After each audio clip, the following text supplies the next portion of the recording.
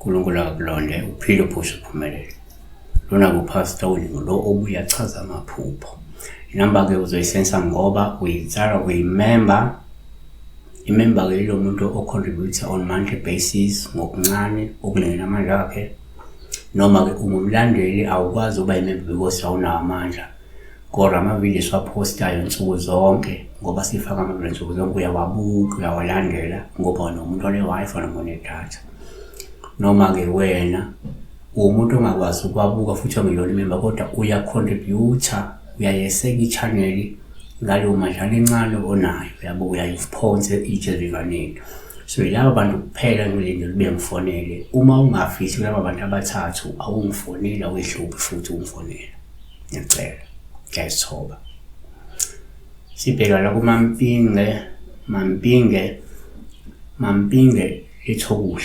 Unjani mkhulu? Nami-ke cela ukubuza ngibophe izimbezu ziphuma ngezitunja zomzimba ngize ngaphaphama ngakhuleka ngabe kuchazayo.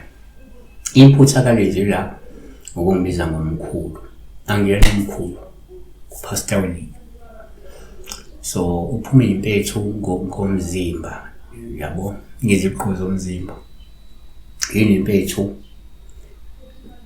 It could be maggots. I don't know, maggots or maggots. Something like that. Worms. Whatever, ngasho ngayibiza nje wayibiza ngaphathi. Ya uyinto encane impethu ibunga bebathi ibunga. So one ngokujwayelekile nje across uma uphupha impethu upha ulubu uma ziphuma emzimbeni ngoba lokho kusho ukuthi kumele uqinise umkhuleko noma ke uthole nje ukwelashwa ngamakhambi ngoba unenkinga yesichitho esikuhaqile singaphakathi.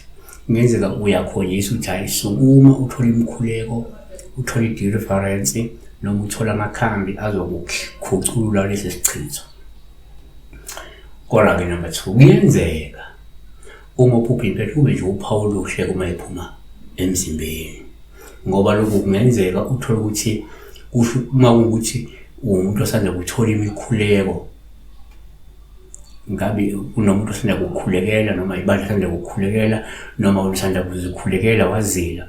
Lokho sekusho ukuthi ke uyelapheka phela uyaphulukiswa yabona futhi uyakhululeka lesi sichitho esikhaqile lezi zinto seziyaphuma kuwe. uJeremiah 3:17 ngokuba ke ngiyakubuyisela ukuphila kuwe ngelaphi ilonda zakho usho Jehova. Karamahubo 1:3 yena othelela zonke izono zakho owelapha zonke izifo zakho. Number 3 kwesinye isikhathi uma kungenzeka uphupha impethu kuyaba uPaul uma ziphuma emzimbeni.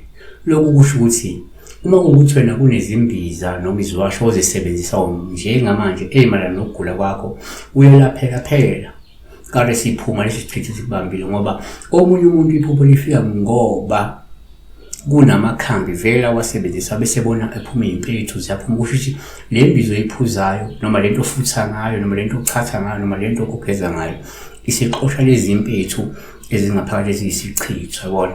So ufuna silibheke iphupho ukuthi lifika kukhona nokusebenzisayo kukhona nokwenzile. Uma lifika ukuthi awukhulekelwanga awukho impethu esimsayo ukuthi ikhombe isichitho esikhona. Kodwa uma lifika ngenxa lifika emva komkhuleko noma lifika emva kweyiwasho neminye imbiza ethile nemithi ethile esizayo shuthi ngenzeka le mithi noma le mikhuleko is effective in getting rid of this chitho.